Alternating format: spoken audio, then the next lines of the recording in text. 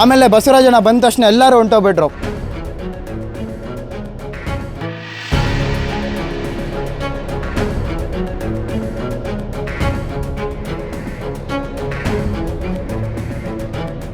Nothing went wrong. Some people are creating scene here. We filed a FIR. Police are arrested 10 people. Then because of all completely road is illegally encroached. So when they have come for the encroachment, they started working. Group of people they came and objected, and they resisted.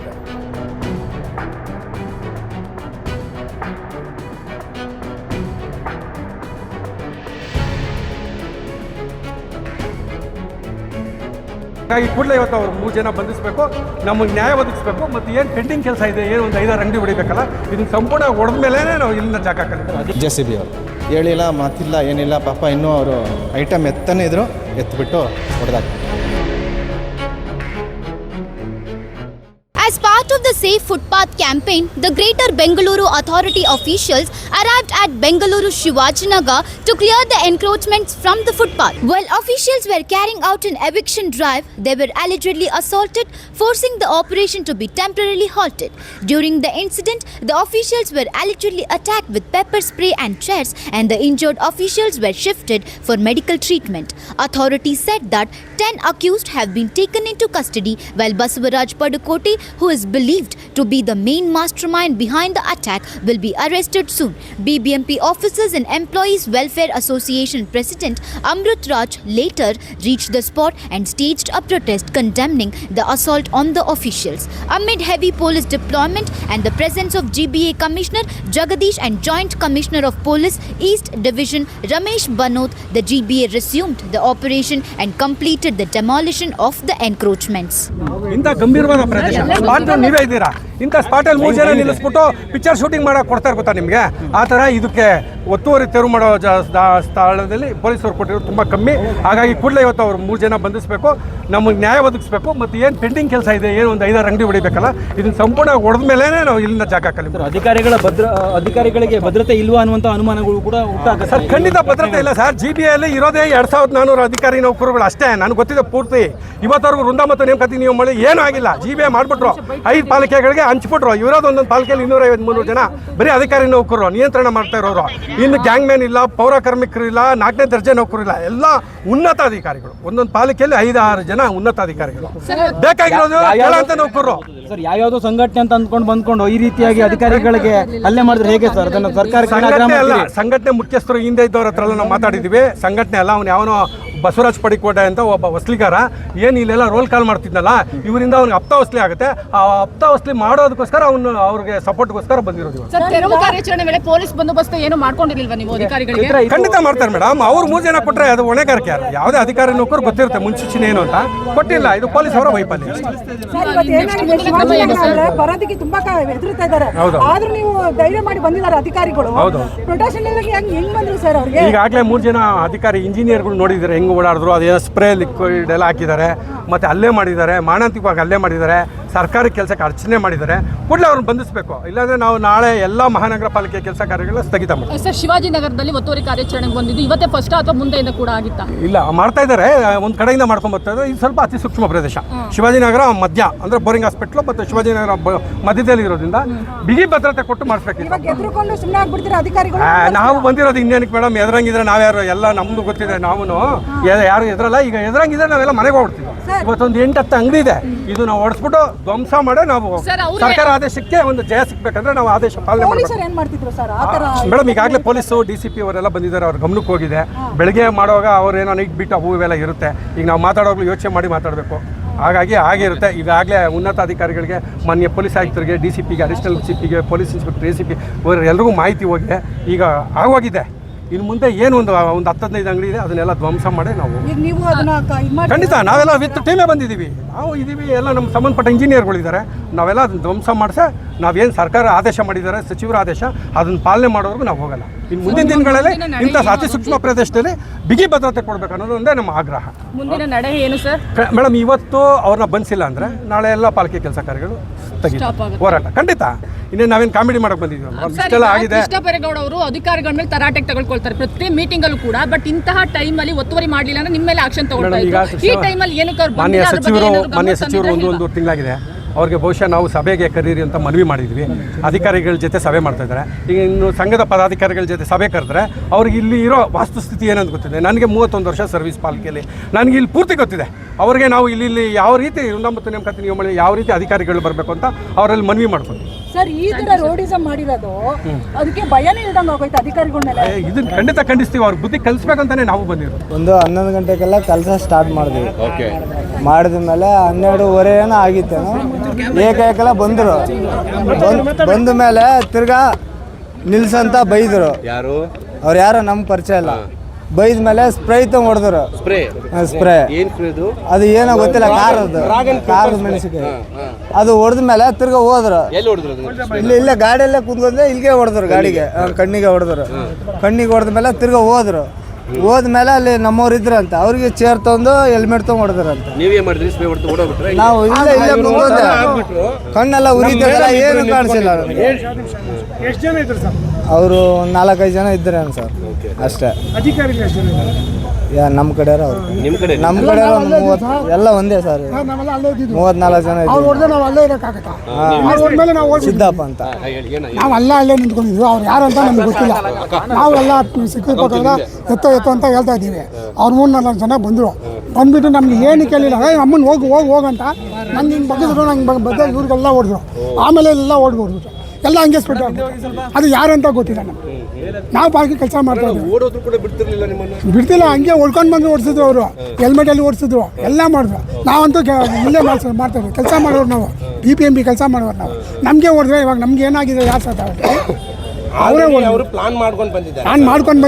ಮಾಡ್ಕೊಂಡು ಬಂದು ಹೊಡೆದ್ರು. ಇಲ್ಲಿ ಹಿಂಗೆ ಹೊಡೆದ್ಬಿಟ್ರು ಡ್ರೈವರ್ಗೆ. ಅಲ್ಲಿ ನಮ್ಮ AW madam, Savitri madam, Ruchita madam ಇದ್ರು. ಅವ್ರಿಗೆ ಬಂದು ನಿಮ್ಮ ಅಮ್ಮನ ಓಡಿ ಅಂತ ಮುಖದಲ್ಲೇ ಹೊಡೆದ್ರು. ಅವರು ಪಕ್ಕದಲ್ಲೇ ನಿಂತ್ಕೊಂಡಿದ್ದೆ. ನಾನು ಹಿಂಗೆ ಮುಚ್ಕೊಂಡು ಅದರಿಂದ ನಮಗೆ ಎಫೆಕ್ಟ್ ಆಗಿಲ್ಲ. ಅವ್ರನ್ನ ಲೇಡೀಸ್ಗೆ ಇಬ್ಬರಿಗೂ ಹೊಡೆದು ಆಮೇಲೆ ಅವರು ಓಡೋವಾಗ ತಿರ್ಗಾ ಅವ್ರನ್ನ ಓಡಿಸ್ಕೊಂಡು ಹೋದ್ರು. ನನ್ನ ಹೆಸರು ವಿಜಯನ್ ಅಂತ. Nothing went wrong. Some people are creating scene here. We filed a FIR. Police are arrested 10 people. Legal course will act. Case register ಆಗಿದೆ ಸದ್ಯಕ್ಕೆ. ಡೆಪ್ಟಿ ಕಮಿಷನರ್ ಈಸ್ಟ್ ಅವರಲ್ಲಿ ಸ್ಪಾಟಲ್ಲಿ ಇದ್ದಾರೆ. ಅವರು ಸ್ಟೇಷನ್ ಹೋಗಿ ಸದ್ಯಕ್ಕೆ 5 ಜನಕ್ಕೆ ನಾವು ವಶಕ್ಕೆ ತಗೊಂಡಿದ್ದೀವಿ. ಇನ್ನೂ ಜನ ಜಾಸ್ತಿ ಇದ್ದರೆ ಅವ್ರ ಬಗ್ಗೆ ನಾವು ಮಾಹಿತಿ ಪಡೆದು ಅದನ್ನು ಕ್ರಮ ತಗೊಳ್ತೀವಿ. ಮತ್ತು ಸ್ಟ್ರಿಕ್ಟ್ ಆ್ಯಕ್ಷನ್ ಕೂಡ ತಗೊಳ್ತೀವಿ. ಯಾಕೆಂದರೆ ಇದು ಇಂಥ ಇನ್ಸಿಡೆಂಟ್ ಆಗಬಾರ್ದಾಯಿತು. ಇದು ನಡೆದಿದೆ. ಅದು ಯಾವ ಕಾನೂನಿಗೆ ಅವ್ರ ಕೈ ತಗೊಳ್ಳಿಕ್ಕೆ ಸಾಧ್ಯನೇ ಇಲ್ಲ. ಕೋರ್ಟ್ ಇದೆ ಅಥವಾ ಲೀಗಲ್ ಪ್ರಕಾರ ಏನು ಯಾರು ಮಾಡಬೇಕು ಮಾಡಿ. ಬಟ್ ಸರ್ಕಾರದ ಆದೇಶ ಅನುಸಾರ ಎಲ್ಲ ಕಡೆ ಫುಟ್ಪಾತ್ ಕ್ಲಿಯರೆನ್ಸ್ ಆಗ್ತಾಯಿದೆ. ಸೊ ಇದರಲ್ಲಿ ಯಾರು ಸಿಬ್ಬಂದಿಯವರು, ಸರ್ಕಾರಿ ಸಿಬ್ಬಂದಿಯವರು ಅವರು ಸರ್ಕಾರ ಪರವಾಗಿ ಕೆಲಸ ಮಾಡ್ತಾರೆ. ಸೊ ಇಂಥದ್ದು ಕೆಲಸ ಮಾಡುವಾಗ ಯಾರಿಗೆ ಕಾನೂನು ಕೈ ತಗೊಳ್ಳಿಕ್ಕೆ ಪ್ರಶ್ನೆ ಇಲ್ಲ. ನಾವು ನಿರ್ದಿಷ್ಟವಾಗಿ ನಾವು ಸ್ಟ್ರಿಕ್ಟ್ ಆ್ಯಕ್ಷನ್ ತಗೊಳ್ತೀವಿ. DCP ಹೋಗಿದ್ರೆ ಜಾಯಿಂಟ್ ಕಮಿಷನರ್ಗೆ ಹೋಗ್ತಾ ಇದ್ದೀವಿ. ಟೋಟಲ್ ಇಂಜೂರ್ಡ್ ಎಷ್ಟು ಚೆನ್ನಾಗಿದ್ದಾರೆ ಸರ್? ಈಗ ಅದು ನಾವು ಡೀಟೇಲ್ಸ್ NLC ತೊಗೊಳ್ತಾ ಇದ್ದೀವಿ. ಬಟ್ ಇಂಜರ್ಡ್ ಅಂತ ಏನು ಗಾಯ ಇಲ್ಲ. ಬಟ್ ನ್ಯಾಚುರಲ್ ಆಗಿ ನೀವು ನೋಡಿರ್ಬೋದು ವಿಡಿಯೋದಲ್ಲಿ ಏನು ಕಾಣ್ತಾ ಇದೆ ಆ ಪ್ರಕಾರ ಯಾರ್ಯಾರು ಇದ್ದಾರೆ ಎಲ್ಲರೂ NLC ಬರ್ತದೆ, ನಾವು ತಗೊಳ್ತೀವಿ. ಈಗ ವಿಡಿಯೋದಲ್ಲಿ ಸಾಕಷ್ಟು ಜನ ಹೊಡಿತಾ ಇದ್ದಾರೆ. ಅದರಲ್ಲಿ ಎಷ್ಟು ಜನ ಅರೆಸ್ಟ್ ಆಗಿದೆ? 5 ಜನ ಅರೆಸ್ಟ್ ಮಾಡಿದ್ದೀವಿ. ಇನ್ನೂ ಜಾಸ್ತಿ ಜನ ಅಂತ ಅವ್ರ ಬಗ್ಗೆ ಕೂಡ ಕ್ರಮ ತಗೊಳ್ತೀವಿ. ಸದ್ಯಕ್ಕೆ 5 ಜನ ಅರೆಸ್ಟ್ ತಗೊಳ್ತೀವಿ. ಓಕೆ. ಈ ಮೊದಲಿಗೆ ಹೊಡಿತಾರೆ ಅವರೇನೊಂದು ಸಂಘಟನೆಯವರ ಅಥವಾ ಅದೆಲ್ಲ ವೆರಿಫೈ ಆಗ್ತದೆ. ಯಾಕೆಂದ್ರೆ ತಕ್ಷಣ ನಮ್ಮವರು ಅಟೆಂಡ್ ಆಗಿದ್ದಾರೆ. ಯಾವುದು ಸಂಬಂಧಪಟ್ಟಿರಲಿ. ಬಟ್ ಕಾನೂನು ಕೈಗೆ ತಗೊಳ್ಳಿಕ್ಕೆ ಯಾರು Today also GB officials and the staff came for the eviction because of the all completely road is illegally encroached. So when they have come for the encroachment, they started working. Group of people they came and objected, and they resisted. In that along with the local the petty shop owners and the some some organization people also involved in that, they started picked up the quarrel and they assaulted the officials and the staff. As a result, about 6 officers and staff they got injured. And in the after that, when we got the complaint mentioned like that, they used the pepper spray also, and they assaulted with the hand and the helmet and all. So we taken up the case immediately. We arrested 10 people till now, and we are searching for the other person who involved. And then we increased the protection, and again the eviction process is going on now. They started the working now. So henceforth the enforcement also will happen across Bangalore. So what's the message for the people who take up this kind of initiative? The thing is like, we're like, it is going to be done, in a couple of days. So we're already, because the illegally encroached are there, but they have to evict themselves. Otherwise, definitely from the GPA and along with the police, they will come and they do the eviction. If anybody resist or anybody create any problem, we are going to take serious action against them. ನಾವು 34 ವರ್ಷದಿಂದ ಇಲ್ಲೇ ಇದ್ವಿ ಅಣ್ಣ, ಅಂಗಡಿ ಇಟ್ಕೊಂಡು. ಇವಾಗ ಕೇಳಿದ್ದಾರೆ, ಏನು ಹೇಳಲಿಲ್ಲ, ಎಲ್ಲ ಬಂದು ತೆಗೆದು ಹಾಕ್ತಾ ಇದ್ದಾರೆ. ಈಗ ಸಡನ್ ಆಗಿ ನಿಮ್ಮ ಅಂಗಡಿ ತೆಗೆದ್ಬಿಟ್ರೆ ನಿಮ್ಮ ಜೀವನಕ್ಕೆ ಎಷ್ಟು ಅದಕ್ಕೆ ಎಷ್ಟು ಕಷ್ಟ ಇದೆ. ನಿಮ್ಮ ಹತ್ರ ಸರ್ಟಿಫಿಕೇಟ್ ಇದೆಯಾ? ಸರ್ಟಿಫಿಕೇಟ್ ತೋರಿಸಿದ್ರಾ? ಅವ್ರು ಬಂದು ಕೇಳಲಿಲ್ಲ, ಎಲ್ಲಿದೆ ಚಂದ್ರಣ್ಣ ತೋರಿಸಿ, ಸರ್ಟಿಫಿಕೇಟ್ ತೋರಿಸಿ. ನೀವು ಲೈಸೆನ್ಸ್ ಇರೋರು, ನೀವು ಯಾಕೆ ಎದುರ್ತೀರಾ? ಯಾಕೆ ಎದುರ್ತೀರಾ? ನಾವು ಚಿಕ್ಕ ವಯಸ್ಸಿಂದ ಇವ್ರಿಗೆ ನೋಡ್ತಾ ಇದ್ದೇವೆ, ಇವ್ರಿಗೆ ನೋಡ್ತಾ ಇದ್ದೇವೆ, ಅವ್ರಿಗೂ ನೋಡಿದ್ದೇವೆ ನಾವು. ಇಲ್ಲಿ ಕಣ್ಣಿನ ಡಾಕ್ಟ್ರ್ ಇದ್ದರು. ಕಣ್ಣಿನ ಡಾಕ್ಟ್ರು ಮೈಸೂರು ರಾಜರು ಕಣ್ಣು ನೋಡೋದಕ್ಕೆ ಈ ಜಾಗ ಫ್ರೀ ಕೊಟ್ಟಿರೋದು ಅವರು, ಮೈಸೂರು ರಾಜ. ಇದು ಅಲ್ಲಿ ಗಂಟ ಫ್ರೀ ಕೊಟ್ಟಿದ್ದಾರೆ ಇವರೇ, ಈ ಬಿಲ್ಡಿಂಗಿನ ಜಾಗ ಗೌರ್ಮೆಂಟ್. ಇಲ್ಲಿ ಮೆಟ್ಲುಗಳಿದ್ದು, ಇದು ಅಮಾನತ್ ಬ್ಯಾಂಕ್ ಬಂದ ಮೇಲೆ ಕಾಂಪೌಂಡ್ ಹಾಕೊಂಡಿದ್ದಾರೆ ಅಷ್ಟೇ. ಇಷ್ಟು ಜಾಗ ಫ್ರೀ ಬಿಟ್ಟಿದ್ದಾರೆ, ಗೌರ್ಮೆಂಟ್ ಜಾಗನೇ ಅಲ್ಲ ಇದು. ಈಗ ಸಡನ್ ಆಗಿ ಇದೆಲ್ಲ ತೆಗೆದ್ಬಿಟ್ರೆ ಎಷ್ಟು ಕಷ್ಟ ಆಗ್ಬೋದು? ಭಾಳ ಕಷ್ಟ ಇದೆ ಮೇಡಮ್. 35-40 ವರ್ಷದಿಂದ ಇದ್ರಾಗ ಬದುಕಿದ್ರಾಗ ಮಾಡಿದ್ದೀವಿ. ಇದು ಚೆನ್ನಾಗಿದ್ದಾರೆ ಪಾಪ, ದುಡ್ಡೋರಿನ್ನ ಅದರಲ್ಲೇ ಕುಂತಿದ್ದಾರೆ. ನಾವು 45 ವರ್ಷ ಈ ಜಾಗದಾಗ ವ್ಯಾಪಾರ ಮಾಡಿದ್ದು. ಈಗ ನನ್ನ ಮಕ್ಕಳೆಲ್ಲ ಇಬ್ಬರು ಸಾಫ್ಟ್ವೇರ್ ಯಾಕಾರ ಬಿಟ್ಟಿನ ಜಾಗ ನಾವು ಬೇರೆ ಮಾಡ್ಕೊಂಡು ಹೋಗ್ತಾರೆ ಪಾಪ. ಈಗ ಇಲ್ಲಿ ಒಂದು ಜಗಳ ಆಯಿತು, ಅದು ಗೊತ್ತಿಲ್ಲ ಸರ್, ನಾವು ಈಗ ಬಂದದ್ದು. ಜಗಳ ಆಗಿದ್ದು ಇವಾಗ ಆಗಿದೆ ಅಂತ ಸುದ್ದಿ ನಾವು ಕೇಳಿದ್ವಿ. ಯಾರು ಹುಡುಗರು ಮತ್ತು ಹೊಡೆದ್ರೆ ಗೊತ್ತಿಲ್ಲ. ನೋಡಿ, ನಾವು ಸಾಲ ಮಾಡ್ಕೊಂಡಿರ್ತೀವಿ, ಅಂಗಡಿ ಮಾಡ್ಕೊಂಡಿರ್ತೀವಿ, ಮಕ್ಳು ಮರಿ ಇರುತ್ತೆ. ಇವರು ಇನ್ಫಾರ್ಮೇಷನ್ ಕೊಟ್ಟು ಆಮೇಲೆ ಡೆಮಾಲಿಷ್ ಮಾಡಬೇಕು. ಒಂದು 5 ನಿಮಿಷ ಮುಂಚೆನೂ ಹೇಳಿಲ್ಲ. ಮಗು ಊಟ ಮಾಡ್ತಾಯಿದೆ, ಊಟ ಮಾಡೋಕ್ಕೂ ಬಿಟ್ಟಿಲ್ಲ. ಹಂಗೆ ಡೆಮಾಲಿಷ್ ಮಾಡೋ ಅಂಥದ್ದು ಏನಿದೆ ಇವ್ರಿಗೆ? 20 ಅಡಿ ಜಾಗ ಇದೆ ಇಲ್ಲಿ. ಏನು ಮಾಡಬೇಕಾಗಿತ್ತು ಅವರು? ಅರ್ಧ ಗಂಟೆ ಮುಂಚಿತವಾಗಿ ಹೇಳಬೇಕಾಗಿತ್ತು. ಏನು ಮಾನ ಮರ್ಯಾದೆ ಇಲ್ವಾ ಸರ್ಕಾರ ಅಂದರೆ? ಒಂದು ಅರ್ಧ ಗಂಟೆ ಇನ್ಫಾರ್ಮೇಷನ್ ಕೊಟ್ಟು ಮಾಡಬೇಕಿಲ್ಲಿ. ನಿಮ್ಮ ಡಿಮಾಂಡ್ಸ್ ಏನು? ಈ ಬೇಡ, ಇದೆಲ್ಲ ಎತ್ತಿಸ್ಬಾರ್ದು. ಫುಟ್ಪಾತ್ಗೆ ಏನು ತೊಂದರೆ ಇಲ್ಲ. ಇಲ್ಲಿ 20 ಅಡಿ ಜಾಗ ಇದೆ. ತಾವು ಎಷ್ಟು ವರ್ಷದಿಂದ ಇಲ್ಲಿದ್ದೀರಾ? 30 ವರ್ಷದಿಂದ ಇದ್ದೀನಿ ನಾನು. ಈಗ ಸಡನ್ ಆಗಿ ಶಾಪ್ಸ್ ಎಲ್ಲ ತೆಗೆದ್ಬಿಟ್ರು ನಿಮ್ಮ ಜೀವನಕ್ಕೆ ಎಷ್ಟು ಕಷ್ಟ ಆಗ್ಬೋದು? ತುಂಬ ಕಷ್ಟ ಆಗುತ್ತೆ ಮೇಡಮ್, ಬೀದಿಗೆ ಬಂದ್ಬಿಡ್ತೀವಿ. ಮತ್ತು ಇವತ್ತು ಬೆಳಗ್ಗೆ ಇಲ್ಲೊಂದು ಗಲಾಟೆನೂ ಆಯಿತು. ಆ ಗಲಾಟೆ ಏನಕ್ಕೋಸ್ಕರ ಆಯಿತು? ಏನಾಯ್ತು ಅದು ಗಲಾಟೆ ಅವ್ರು ಇನ್ಫಾರ್ಮೇಷನ್ ಕೊಟ್ಟು ಮಾಡಬೇಕಾಗಿತ್ತು. ವಿತೌಟ್ ಇನ್ಫಾರ್ಮೇಷನ್ ಆ ಮಗು ಊಟ ಮಾಡೋಕ್ಕೂ ಬಿಟ್ಟಿಲ್ಲ. ಅದಕ್ಕೋಸ್ಕರ ಕೋಪ ಬಂದು ಇದು ಮಾಡಿದ್ದಾರೆ ಅಷ್ಟೇ, ಬೇರೆ ಏನು ತೊಂದರೆ ಇಲ್ಲ. ಚಂದ್ರಣ್ಣ, ನಮ್ಮ ಚಿಕ್ಕ ವಯಸ್ಸಿಂದ ನಾವು ಚಂದ್ರಣ್ಣಾಗ ನೋಡ್ತಾ ಇದ್ದೇವೆ. ಹೆಚ್ಚು ಕಮ್ಮಿ 40 ವರ್ಷದಿಂದ ನೋಡ್ತಾ ಇದ್ದೇವೆ. ನಾನೆಲ್ಲ ಶಿವಾಜಿನಗರ ನಿವಾಸಿ, ಪಕ್ಕದಲ್ಲೇ ನೇಬರ್ ನಮಗೆ. ನಾವೆಲ್ಲ ಚಾಕ್ಲೇಟ್ ತೊಗೊಂಡಿದ್ದೀವಿ ಅವ್ರ ಹತ್ರ ನಮ್ಮ ಚಿಕ್ಕ ವಯಸ್ಸಲ್ಲಿ. ಇವರು ರಾಜು ಅಂತ, ಇವ್ರ ಅಪ್ಪ ಇದ್ರು ಇಲ್ಲೇ. ಇವ್ರ ಅಪ್ಪ ಹತ್ರ ಎಲ್ಲ ನಾವು ಚಪ್ಪಲಿ ಎಲ್ಲ ಹೊಲಿಸಿದ್ದೀವಿ. ಈ ಕಡೆ ಪೆಟ್ಟಿಗೆ ಅಂಗಡಿತ್ತು, ಇವ್ರ ಹತ್ರ ಎಲ್ಲ ಲೈಸೆನ್ಸ್ ಇದೆ. ಇವರಿಬ್ಬರಿಗೆ ಮಾತ್ರ ಬೇಕಂದ್ರೆ ಅವಕಾಶ ಕೊಡಬೇಕು. ಕಷ್ಟದಲ್ಲಿದ್ದಾರೆ, ನಾವು ಚಿಕ್ಕ ವಯಸ್ಸಿಂದ ನೋಡಿರೋದು. ಇವರು ಹ್ಯಾಂಡಿಕ್ಯಾಪ್ ತೋರಿಸಿ ಸರ್ ಇವ್ರಿಗೆ. ಇವರು ಹ್ಯಾಂಡಿಕ್ಯಾಪ್ ರಾಜಣ್ಣ ಚಂದ್ರಣ್ಣಗೆ ಅವಕಾಶ ಮಾಡಿಕೊಡ್ಬೇಕು. ಅವ್ರ ಹತ್ರ ಲೈಸೆನ್ಸ್ ಎಲ್ಲ ಐತೆ. ನಾವು ಚಿಕ್ಕ ವಯಸ್ಸಿಂದ ಎಲ್ಲ ಅವ್ರ ಅಂಗಡಿಯಲ್ಲಿ ತಿಂದಿರೋದು. ನಾವು ಅವ್ರಿಗೇನಾರ ಒಂದು ಅವಕಾಶ ಮಾಡಿಕೊಡಿ ಸರ್ ಅಂತ ಹೇಳ್ತಾ ಇರೋದು ಅಷ್ಟೇ. ನಾವು ಚಂದ್ರನಾಗ ನೋಡಿದ್ದೀವಿ, ನಮ್ಮ ರಾಜು ಹಾಗೆ ನೋಡಿದ್ದೀವಿ, ಇವ್ರ ಅಪ್ಪಾಗ ನೋಡಿದ್ದೀವಿ. ನಾವು ಚಪ್ಪಲಿ ಹೊಲಿಸ್ತಾ ಇದ್ವಿ, ಕಾಬ್ಲರ್ ಇವರು. ಇವತ್ತಿಲ್ಲಿ ಜಗಳನೂ ಆಯಿತು. ಅದು ಜಗಳ ಬಗ್ಗೆ ನನಗೆ ಗೊತ್ತಿಲ್ಲ ಸರ್, ನಾನು ಎಲ್ಲ ಕೆಲಸದ ಮೇಲೆ ಇದ್ದೆ, ಜಸ್ಟ್ ಬಂದಿದ್ದೀನಿ. ಬರೀ ನಮ್ಮ ಚಂದ್ರಣ್ಣ, ನಮ್ಮ ರಾಜು ಅವ್ರ ಪರವಾಗಿ ಬಂದು ಮಾತಾಡ್ತಾ ಇರೋದು ಅಷ್ಟೇ. ಇವ್ರು ಬೇಕಾಗಿರೋದು ನಮಗೆ. ನಾವು ಹಳೇ ಜನ, ಇವರೆಲ್ಲ ತುಂಬ ಹಳೆ ಜನ. ತುಂಬ ವರ್ಷದಿಂದ ನಾವು ನೋಡ್ತಾ ಇದ್ದೀವಿ, ನಮ್ಮ ಚಿಕ್ಕ ವಯಸ್ಸಿಂದ ನೋಡ್ತಾ ಇದ್ದೀವಿ. ಏನಾರ ಒಂದು ಅವಕಾಶ ಮಾಡಿಕೊಡ್ಬೇಕು ಅಷ್ಟೇ ಅವ್ರಿಗೆ. ಈಗ ನಿಮ್ಮದು ಅವ್ರದ್ದೆಲ್ಲ ಲೈಸೆನ್ಸ್ ಎಲ್ಲ ಐತೆ. ಲೈಸೆನ್ಸ್ ಇದೆ, ಆದರೂ ನೀವು ತೋರಿಸಿದ್ರಾ ಅವರು ಶಾಪ್ನ ಮಾಡುವಾಗ? ತೋರಿಸಿದ್ರೆ ನಾವು ಹೇಳ್ತಾ ಇದ್ರೆ ಇದು ಏನಿಲ್ಲ, ಇದೇನು ನಡೆಯಲ್ಲ ಅಂತ ಹೇಳ್ತಾ ಇದ್ರು ಮೇಡಮ್. ನಾವು ಹೇಳಿದ್ವಿ ತುಂಬ ವರ್ಷದಿಂದ ಇದ್ದೀವಿ ಸರ್, ಅಂದ್ರೂ ಅವರು ಒಪ್ತಾ ಇಲ್ಲ ಎತ್ತಲೇಬೇಕು ಅಂತ ಇದ್ವಿ. ಇಲ್ಲ ಸರ್, ಈಗ ಈ ಅಂಗಡಿ ಹೋಯ್ತಂದ್ರೆ ನಿಮ್ಮ ಜೀವನ ಹೆಂಗೆ? ಏನು ಸರ್, ರೋಡಲ್ಲೇ ಇರಬೇಕು, ಏನು ಮಾಡೋಕ್ಕೆ ನಮಗೆ ಅರ್ಥ ಆಗ್ತಾ ಇಲ್ಲ. ತುಂಬ ಟೆನ್ಷನ್ ಆಗಿಬಿಟ್ಟಿದೆ. ಮಕ್ಕಳು ಮರಿ ಬೇರೆ ಇದ್ದಾರೆ, ಎಲ್ಲ ರೋಡ್ ಪಾಲಾಗಿಬಿಟ್ಟಿದ್ದೀವಿ.